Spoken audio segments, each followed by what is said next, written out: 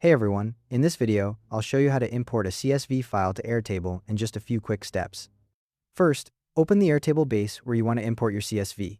You'll see your existing tables listed in the left sidebar. Now, in that left sidebar, click the button that says Add or Import. A drop-down menu appears with several import options. From that menu, click CSV File. A new window opens where you can upload your file. You can either drag and drop your CSV file into the upload area, or click to browse and select it from your computer. Once your file is selected, you'll see the file name appear. Now click the Upload File button. Airtable starts parsing the file, and another window appears showing the Adjust Your Import section. At the top of this window, you'll see a drop-down asking where you want to import your data. Click that drop-down and select Create a New Table. If you're adding data to an existing table instead, you'd pick that table from the list here.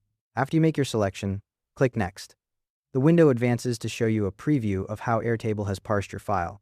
This is the Adjust Your Import panel. You'll see a preview of your data with each column displayed, and Airtable automatically detects what type of data each column contains. Numbers become number fields, dates become date fields, and so on. You'll also see two toggles here: Auto, Select, Field Types, and Use the first row as headers. Make sure Use the first row as headers is enabled if your CSV has column names in the first row. If any of the automatically detected field types aren't quite right, you can override them. Next to each column name, there's a drop-down showing the current field type.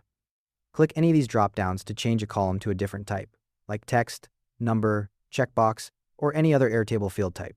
Once you're happy with how everything looks, click the Import button at the bottom of the window.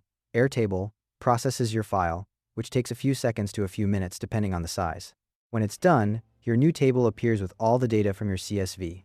After import, take a quick look through the table to verify the field types Airtable assigned. Sometimes a column that looks like numbers might import as text, or vice versa. If you spot any that need changing, click the drop-down arrow next to the field name and select a different field type.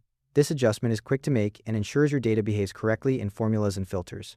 Also worth noting, the imported data is a snapshot.